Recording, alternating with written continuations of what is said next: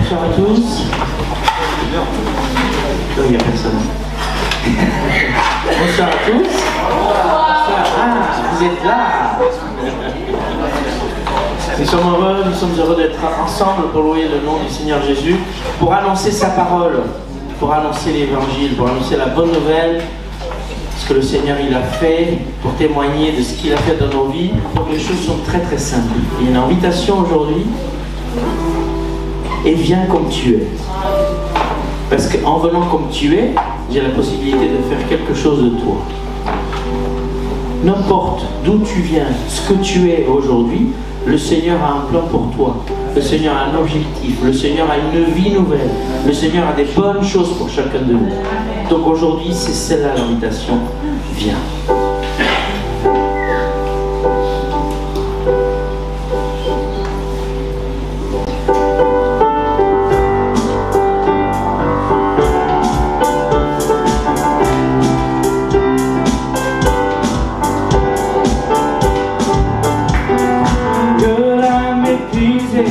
Les cœurs assoiffés viennent à la source qui ne termine pas. Venez écouter, puis seul de vous combler.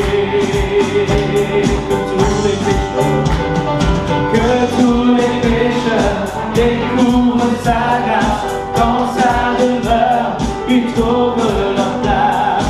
Venez et trouver ce que vous recherchez. Car Dieu attend d'aimer chacun de nous qu'il a donné son Fils pour nous sauver. Ceux qui croient en lui vivront à jamais. Car Dieu attend d'aimer chacun de nous qu'il a donné son Fils pour nous sauver. Ceux qui croient en lui vivront à jamais. Que l'âme brisée, les cœurs enchaînés, laisse leur bien au pied de la croix. Jésus nous attend, ses bras sont grands ouverts. Car Dieu attend d'aimer chacun de nous qu'il a donné son Fils pour nous sauver. Ceux qui croient en lui vivront à jamais.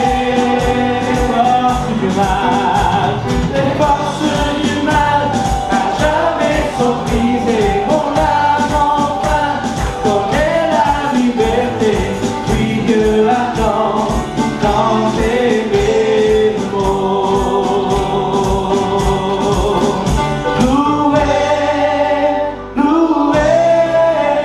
l'auteur de toutes choses.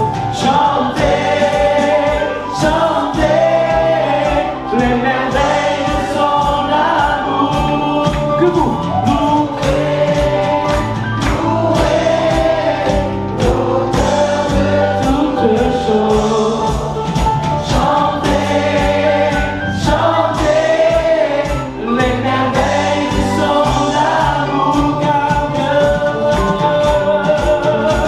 Car Dieu attend d'aimer chacun de nous qu'il a donné son Fils pour nous sauver. Ceux qui croient en lui vivront à jamais. Car Dieu attend d'aimer chacun de nous qu'il a donné son Fils pour nous sauver. Ceux qui croient en lui vivront à jamais.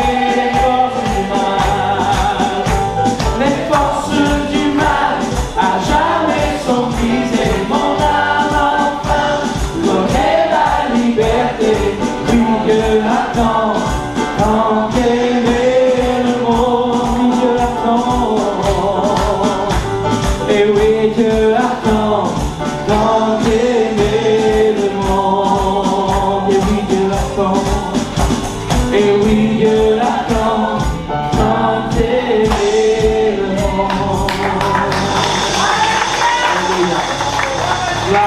Seigneur. Tu peux t'aller t'asseoir, Rodrigo, s'il te plaît? Merci. Voilà. Il va arriver ton temps faire la louange, t'inquiète pas. Le Seigneur, il sauve avec puissance. Vous êtes d'accord?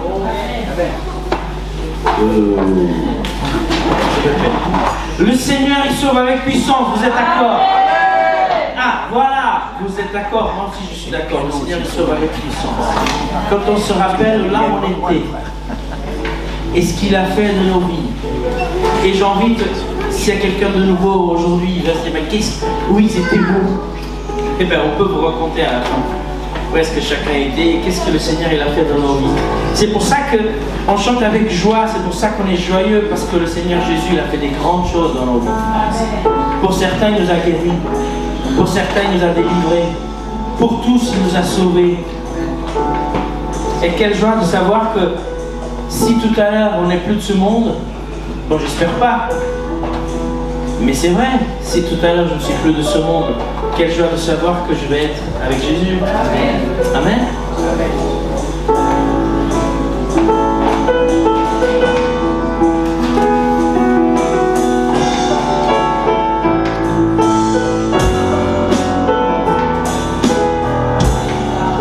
Tous ont besoin d'être aimés, d'un amour sans limite, que ta grâce coule en moi. Tous ont besoin de pardon, de la bonté d'un sauveur, l'espoir des nations.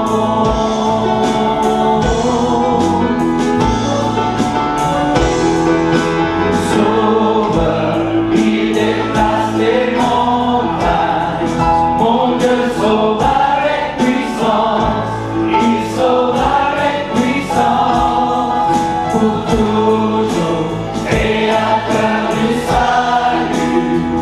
Jésus a vaincu la mort, il a vaincu la mort. Sauveur, sauveur, il déplace les montagnes, mon Dieu sauve avec puissance, il sauve avec puissance, pour toujours, créateur du salut.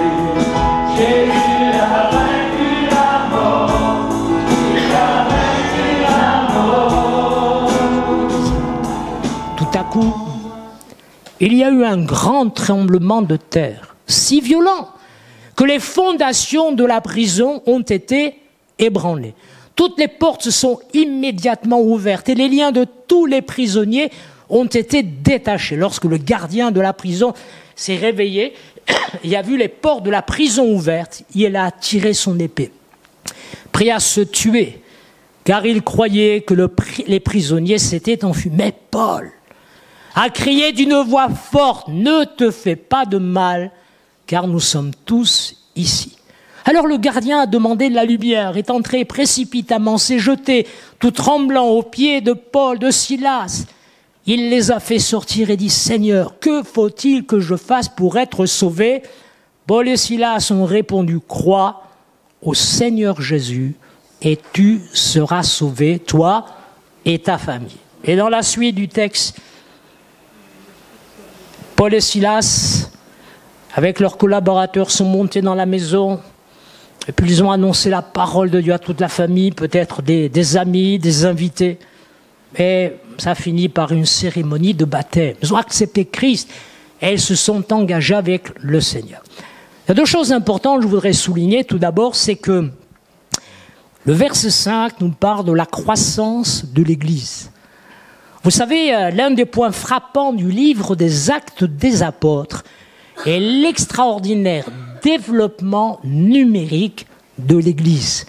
Vous vous rappelez, après la Pentecôte, il nous est dit que le Seigneur ajoute à l'Église chaque jour. On pas de temps en temps, une fois par an, mais chaque jour, le Seigneur ajoute à l'Église ceux qui étaient sauvés. Et là encore, il est question de nombre, un nombre croissant.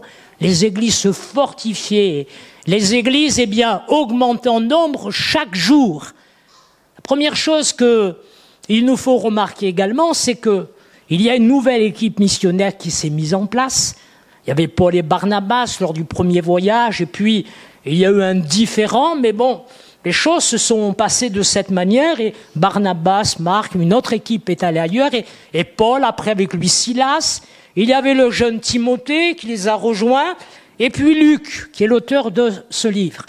Et d'abord, ils visitent les églises qui avaient été implantées quelque temps auparavant. Ils prêchent, ils enseignent, ils font du bien, ils exercent les dons spirituels, la prophétie, la connaissance. Enfin, tout le monde se réjouit de l'œuvre de Dieu qui va de l'avant, comme nous nous réjouissons. Gloire à Dieu, de l'avancement de l'Église, des progrès, de la grâce de Dieu, de l'action de l'Esprit.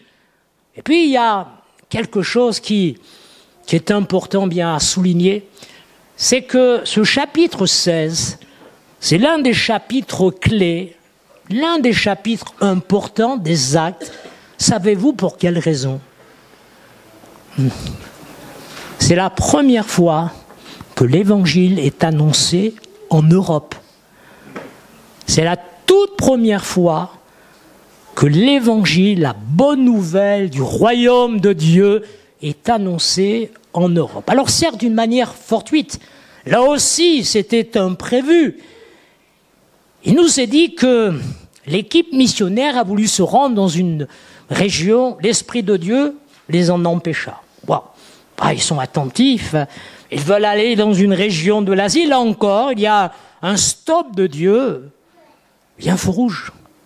Vous allez me dire, mais pourquoi Dieu ne voulait pas qu'en Asie, ou dans d'autres régions, l'évangile soit annoncé, soit prêché dans toute la puissance de Dieu? Ce n'était pas le moment de Dieu.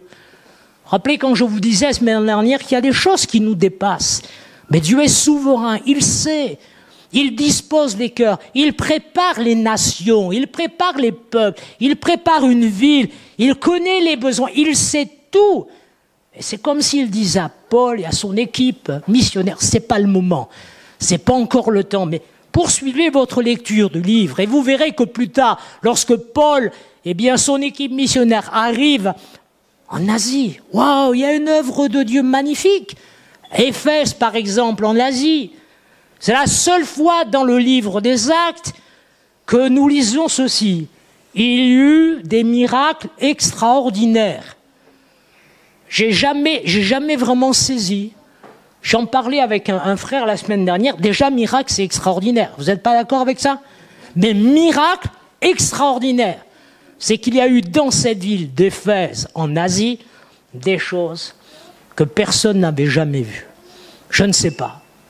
Mais il y a eu des prodiges et des miracles extraordinaires. Et c'est ainsi que ce n'est pas encore le temps. Et lorsque Paul, son équipe, disent, bon, ok Seigneur, c'est pas ta volonté, c'est pas le moment, on n'y va pas, qu'est-ce qu'on fait? Et là, dans la nuit, Paul a une vision. Et dans cette vision, c'est un peu le verset clé, de ce que je vais partager avec vous, il y a un homme, un Macédonien, qui lui apparaît et lui dit d'un ton suppliant, si seulement je trouve un autre mot, mais un ton suppliant, avec urgence, avec larmes, passe en Macédoine, secours-nous. Voilà la parole de Dieu, à travers cette vision pour Paul. Voilà la direction, le conseil de Dieu. Et Dieu lui dit, voilà à travers cette vision, là où vous allez aller. Vous allez passer en Macédoine, vous irez annoncer l'évangile parce qu'il y a toute une région, tout un pays, tout un peuple, des villes, des villages, des bourgades qui ont besoin du secours de Dieu. Et c'est ainsi que l'équipe se met en route. Là, rapidement, ils vont pas attendre 1, 2, 3, 10 confirmations, mais wow, la vision est claire, le message est limpide. On part. Ils en discutent ensemble et sont tous, convaincus que c'est la direction de Dieu. Et lorsqu'ils arrivent à Philippe, qui était une colonie romaine, un port, qui était très très important, on voit le Saint-Esprit met l'accent, en tout cas, nous donne quelques récits de personnes qui avaient besoin, mais d'une manière urgente, d'être secourues par le Seigneur. Vous allez me dire, mais Cette première femme dont il est question, Lydie, elle n'est pas dit qu'elle était handicapée, qu'elle était malade, qu'elle était dans le besoin. C'était une femme aisée, semble-t-il, parce que le commerce du pourpre, à l'époque, elle était marchande du pourpre, était quelque chose qui rapportait beaucoup. Elle avait, semble-t-il, une entreprise florissante. Le pourpre, c'est cette couleur, en tout cas à l'époque, elle était comme ceci. On arrivait à tirer cette couleur à partir de mollus. C'était rouge, mais rouge violacé. Voilà, c'est le mot que je cherchais. Rouge violacé. Et c'était la couleur préférée, en tout cas, c'était la couleur à la mode, surtout pour les gens placés, les dignitaires, les gens riches. Donc elle a une entreprise florissante. Cette fille, cette jeune femme, a un besoin. Nous, on ne le voit pas. On se dit, mais tout va bien dans le meilleur des mondes. Mais c'est une femme qui cherche Dieu. D'ailleurs, le texte nous dit que lorsque Paul, son équipe, sont arrivés à Philippe, ils ont rapidement su, parce que c'est ce qu'ils voulaient faire, aller dans une synagogue pour annoncer l'évangile d'abord aux Juifs. C'est comme ça qu'ils faisaient à l'époque. Mais il n'y avait pas de synagogue. Pour la simple raison, c'est qu'il n'y avait pas au minimum 10 hommes pour construire une synagogue. C'est dans le Talmud, c'est comme ça qu'on sait les choses. Il fallait au minimum 10 chefs de famille, 10 hommes, pour qu'une synagogue soit bâtie. Mais les Juifs qui étaient dispersés avaient l'habitude de faire comme autrefois. Vous savez, lorsque le peuple d'Israël était amené en déportation, en captivité, et se trouvait au bord des fleuves, et là ils priaient. En général, c'est comme ça qu'ils pratiquaient. Pas de synagogue, mais on va au bord de la rivière, au bord d'un fleuve. On avait besoin d'eau pour tout ce qui était aspect cérémoniel. Et là, il a entendu parler d'un lieu de prière. En tout cas, il pensait qu'il y avait un lieu de prière. Il s'y rend et nous avons là quelques femmes. Et le Saint-Esprit nous parle de l'une d'entre elles, Lydie, marchande de pourpre, de la ville de Thyatire. Cette femme n'était pas juive. Mais on l'appelait à l'époque ces gens des craignants Dieu. C'est-à-dire qu'il y avait un vide, elle recherchait, finalement elle s'est dit, moi, mes dieux, ils ne font rien pour moi. Ma religion de Thyatire, de la région où elle veut, ne fait rien pour moi. Les coutumes, les sacrifices, je ne sais plus, je suis dans la confusion. Mais elle a entendu quelque part parler du Dieu d'Israël. Elle a entendu parler du judaïsme. Elle dit, moi, j'ai besoin d'un Dieu. J'ai besoin de ce Dieu créateur. On lui a peut-être raconté les histoires de la Bible, lorsque le peuple est sorti d'Égypte, il a traversé la mer Rouge. Elle entend parler de la bonté de Dieu, de la grâce de Dieu, de la puissance de Dieu. Et elle veut adorer Dieu. En tout cas, c'est ce qu'elle était en train de faire. Craignant Dieu, elle adore Dieu, mais il y a toujours ce vide. Et c'est là que Paul, Silas, les prédicateurs interviennent. Ils parlent de Jésus. Et quelque chose se passe. Elle était bien disposée. C'est pourquoi nous vous disions tout à l'heure, soyez à l'écoute. Soyez attentifs. Prenez garde à la parole de Dieu. Parce que Dieu vous parle. Il vous aime. Et quelque chose de bon va prendre place dans votre cœur. Et cette femme, elle écoute. Et Dieu a vu la bonne disposition de son cœur. Il nous a dit qu'au moment où Paul, lui parle, lui rend témoignage, de Jésus qui est le Messie, il lui parle de Jésus mort à la croix et ressuscité. Elle écoute, elle est attentive. Dieu lui ouvre son cœur et elle croit. Et elle se tourne vers le Seigneur et elle est sauvée. Voilà la première femme qui avait besoin du secours de Dieu. Vous allez me dire, waouh, mais elle n'était pas dans une détresse, semble-t-il, elle n'était pas dans de graves problèmes. Non, mais dans son cœur, c'était la tourmente. Elle avait soif de Dieu, elle cherchait Dieu. Il y a peut-être quelqu'un comme ça au milieu de nous. Vous savez qu'il y a des multitudes de gens comme ça.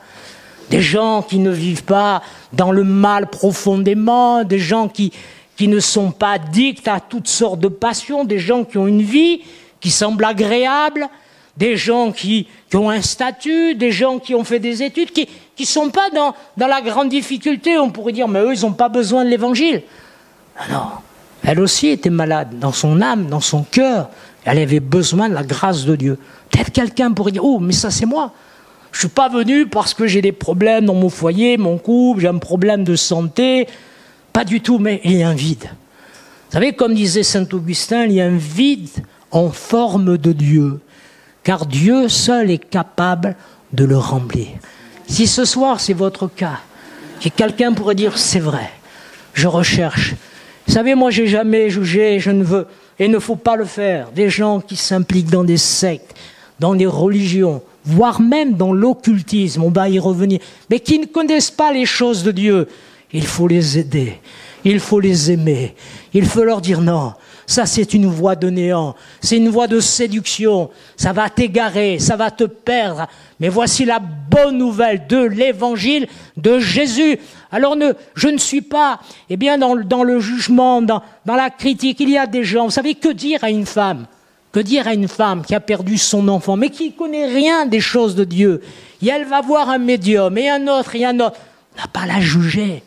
Nous savons que c'est mal, nous savons que ce sont des voies de néant, de destruction, mais elle ne connaît pas, elle ne sait rien. Il y a une peur, une crainte, un vide dans son cœur. Peut-être êtes-vous cette personne ce soir. Le Seigneur est en train d'ouvrir votre cœur, afin que vous puissiez croire et être sauvés, et que ce vide, soit rempli de la présence du Seigneur Jésus. Et puis ça continue. Il y a eu d'autres personnes, certainement, Luc ne nous raconte pas tout. Il y a eu d'autres personnes qui étaient dans le besoin, qui avaient des situations complexes. Et de suite, on arrive à cette femme, encore une autre femme. Vous voyez comme quoi la Bible met à l'honneur aussi des femmes. Mais là, c'est le contraire. D'abord, une diseuse de bonne aventure, médium. Elle était esclave, donc elle n'avait aucune liberté dans le sens que elle avait des maîtres. Elle faisait ce qu'on lui demandait. Elle allait là où on lui disait d'aller. Mais cette femme avait un don. C'était pas un don divin. Ça venait pas de l'Esprit de Dieu. Il nous a dit que cette femme, avait enrichi ses maîtres parce qu'elle avait des talents particuliers. Elle avait des dons particuliers. Elle pouvait prédire l'avenir.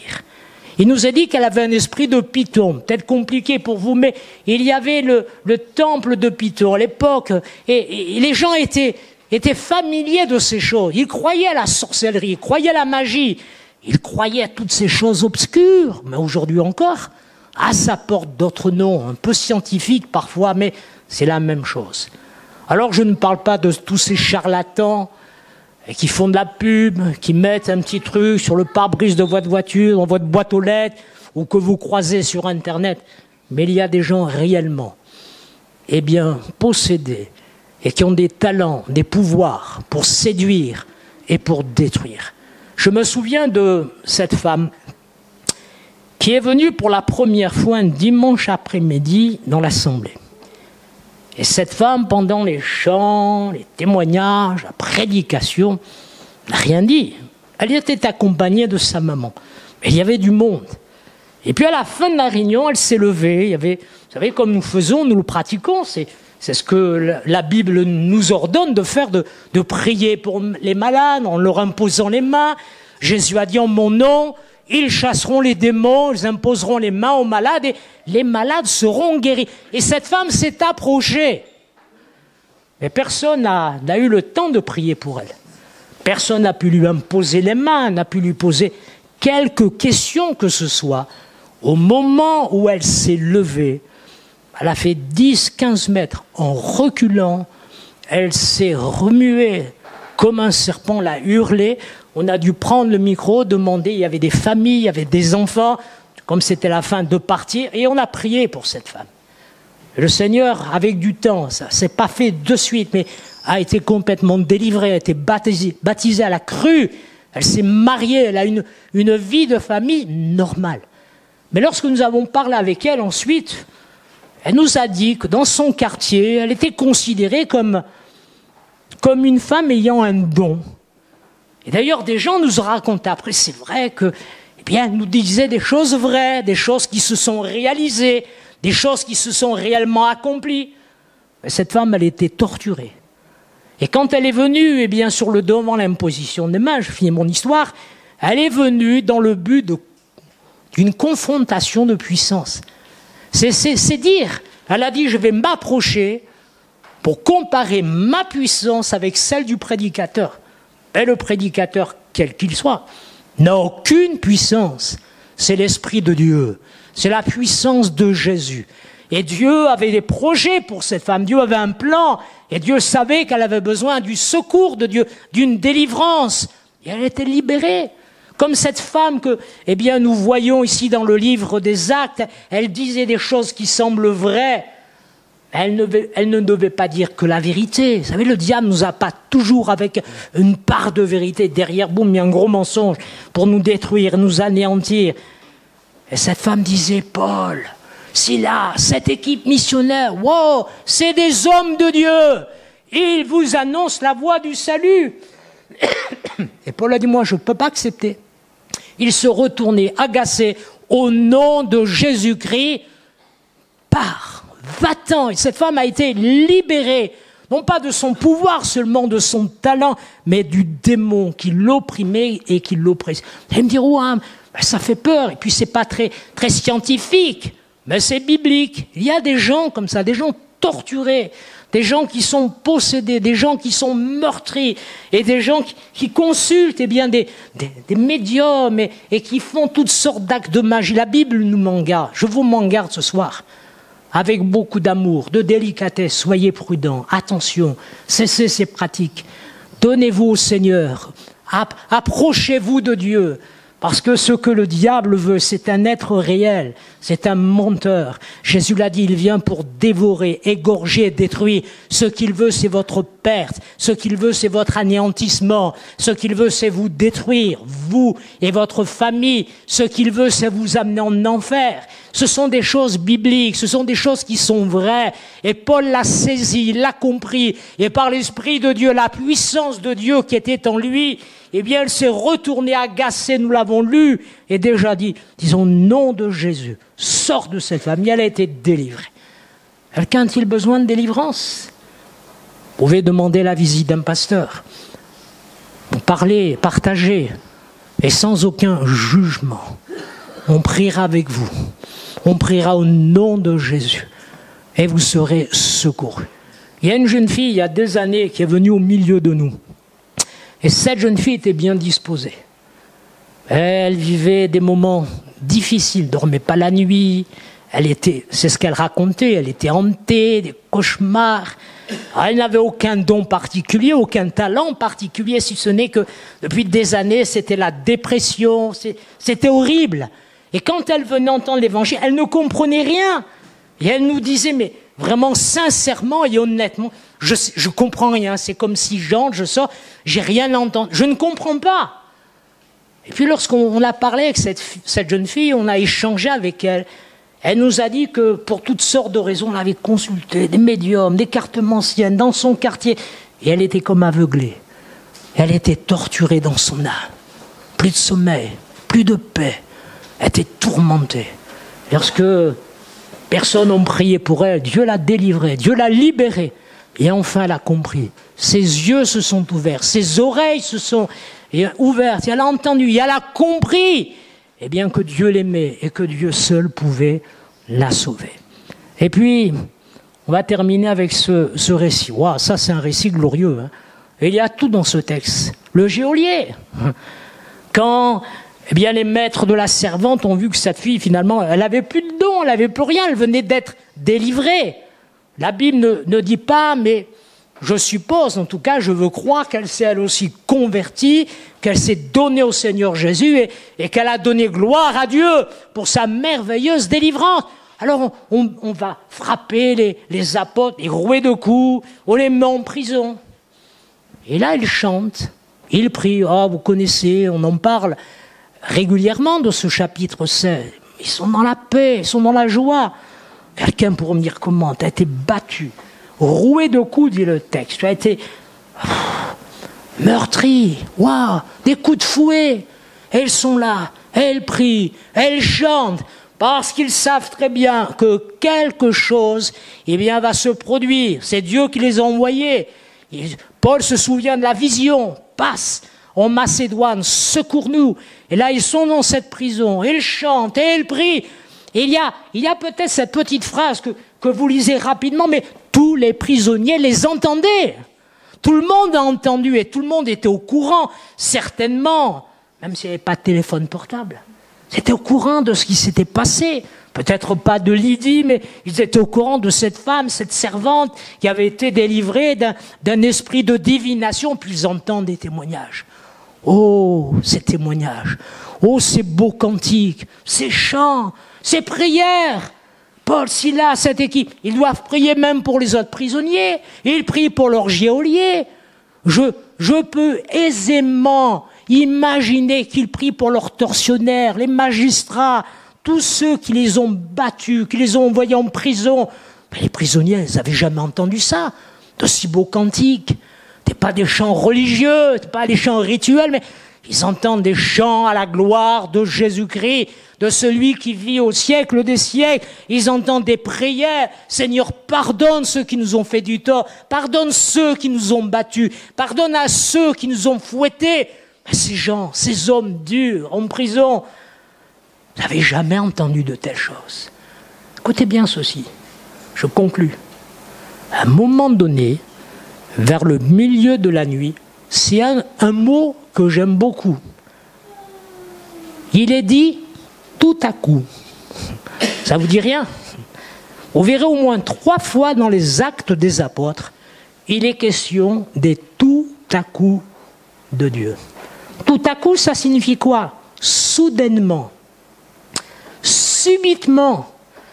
Il y a là même, vous allez comprendre, comme une idée de surprise. Ça rejoint un petit peu vendredi dernier, l'imprévu, mais là, subitement, un tout à coup. Il y en a au moins 3. Les Actes des Apôtres, le jour de la Pentecôte, qu'est-ce qu'il nous est dit? Tout à coup, un vent, un tremblement de terre, des langues semblables à des langues de feu. Lorsque Saul de Tarse se dirigeait vers Damas, il avait des lettres, eh bien des pouvoirs pour arrêter les chrétiens, leur faire du mal. Il n'était pas encore devenu Paul, l'apôtre Paul. Il nous a dit, alors qu'il était sur le chemin de Damas, tout à coup, subitement, soudainement, une lumière venant du ciel et une voix. Oh, que j'aime ces tout à coup de Dieu. Que j'aime, eh bien, ces moments où soudainement, l'œuvre de Dieu se manifeste. Ces tout à coup de Dieu, ils sont imprévisibles. Ils sont irrésistibles. Ils expriment la souveraineté de Dieu. Ils sont déterminants. Ils sont décisifs. Nous avons tout ça dans ce récit. Vers le milieu de la nuit, soudainement, tout à coup, vous imaginez un grand tremblement de terre. J'ai vérifié tout à l'heure, c'est méga. C'est pas le petit truc. Non, un grand tremblement de terre.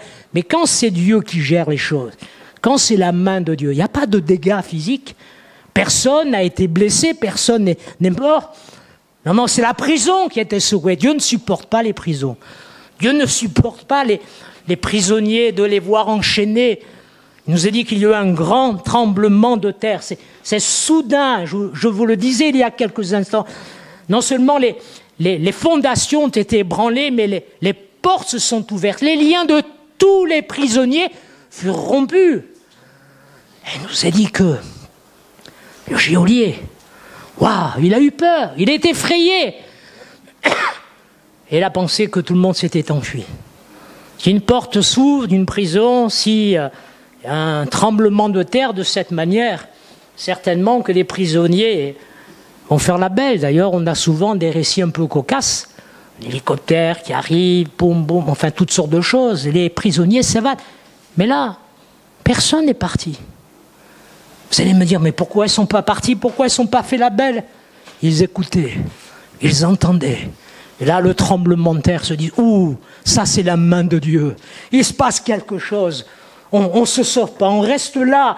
Il se passe quelque chose. Et le geôlier, il voulait en finir avec sa vie. Vous savez, à l'époque, on ne plaisantait pas.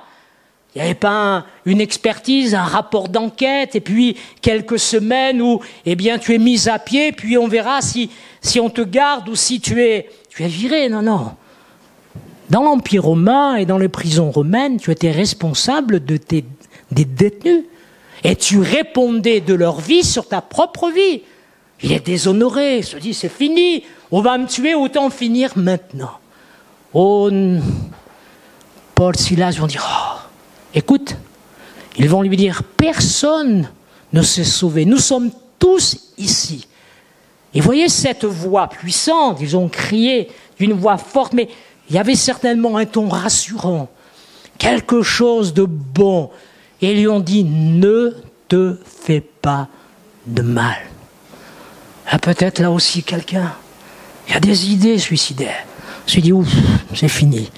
J'ai pensé au suicide, je suis convaincu qu'au moins une personne dans sa vie a pensé au suicide. Peut-être que tu y penses. Et tu te dis, j'en peux plus, c'est trop dur, c'est trop lourd, ça me pèse, ça me brise, ça me casse, je n'y arriverai jamais. Écoute l'évangile, ne te fais point de mal. Le Seigneur est là, il t'aime, elle veut faire quelque chose dans ta vie, peut-être soudainement, subitement, un tout à coup de Dieu. Oh, j'aime ces tout à coup de Dieu, où Dieu agit, Dieu se manifeste. Et les apôtres, eux, ils étaient paisibles, ils chantaient, ils priaient, tout le monde les entendait, mais le geôlier, waouh! Si, eh bien, il s'était ôté la vie, serait parti, perdu, sans Dieu, sans espérance. Mais là, on lui dit, ne te fais pas de mal, nous sommes tous ici. Et là, effrayé encore une fois, effrayé devant le tremblement de terre, effrayé de réaliser, en tout cas pour lui, c'était sa compréhension, ils sont tous partis, ils se sont fuis, c'en est fini, je suis déshonoré, on va me mettre à mort, et là il est effrayé.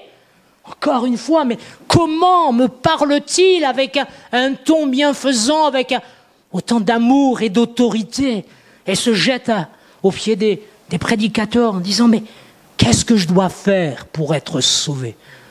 J'aimerais tellement, les musiciens s'approchent, on va terminer par un dernier chant, on est dans l'heure. J'aimerais tellement vous dire ce soir, jette-toi littéralement aux pieds de Jésus, ouvre ton cœur, ne te fais surtout pas de mal, ne te fais pas de mal. Écoute bien ce soir, ne te fais pas de mal. Et cet homme, touché, bouleversé, l'a remué au plus profond de ses tripes. Pose cette question, mais qu'est-ce que je dois faire pour être sauvé? Qu'est-ce que je dois faire? Crois au Seigneur Jésus et tu seras sauvé. On va se recueillir quelques instants. On chante un dernier chant. On va prier ensemble. Alléluia. Maintenant, ce soir, ne dites pas, je vais réfléchir, on verra plus tard. Mais ce soir, maintenant, dites, Seigneur, je veux croire en toi. Je veux m'approcher de toi. Et nous prions, nous, chrétiens, pour que là, soudainement, la gloire de Dieu se lève dans votre vie. Que vous soyez pardonnés, sauvés, que vous soyez rétablis, restaurés. Votre cœur brisé soit puissamment guéri au nom de Jésus.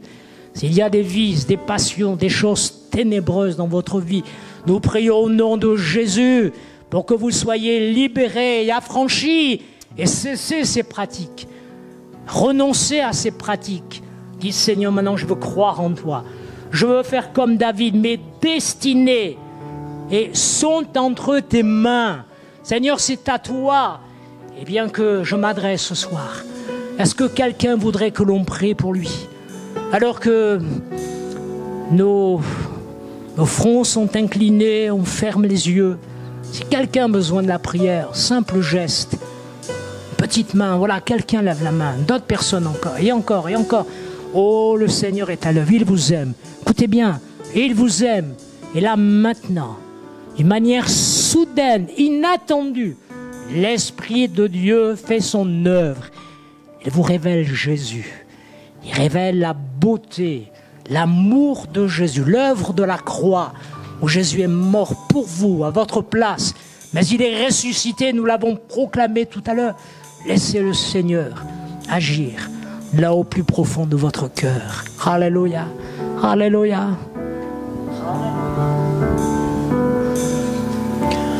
Je te donne mon cœur.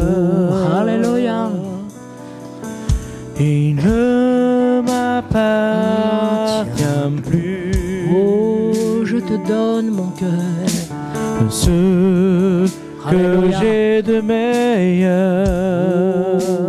Jésus. Tout est pour toi, Jésus. Alléluia. Je te donne mon Sonia cœur. Bada, Je te donne mon cœur. Oui, donnez-lui votre cœur. Oh. Il ne Alléluia. Alléluia. m'appartient Béni plus. soit Dieu au nom de Jésus. Ce que j'ai de meilleur, tout est pour toi, Jésus. Prends mon âme, prends mon âme. Alléluia. Prends Ce soit mon votre prière ce soir. cœur. Prends mon Je âme. te donne tout. Prends mon cœur. Je te donne tout. Alléluia. On se lève quelques instants avant de se quitter, terminant ces moments. Oh, c'est ma prière. Je te donne tout. Oh, Seigneur Jésus. Alléluia. Alléluia. Gloire à Dieu. Alléluia. Il libère les captifs. Mon cœur sauve le pécheur. est à Il fait du toi. Tout à toi. Alléluia. Mon Alléluia. cœur, mon cœur est à toi.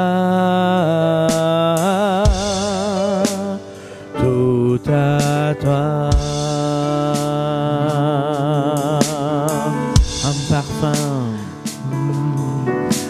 Un parfum de Oh, valeur Soria Badawe de Gele Soliga. sur toi Alléluia. est répandu. Jésus, Alléluia. C'est l'offrande de mon cœur.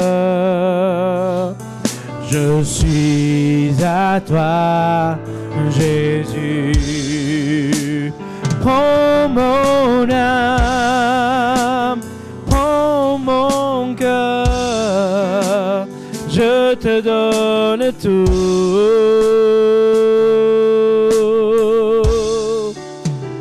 Prends ma vie, me voici. Je te donne tout.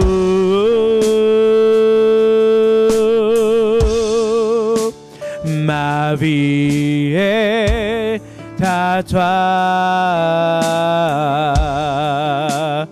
Tout à toi, ma vie, elle est à toi.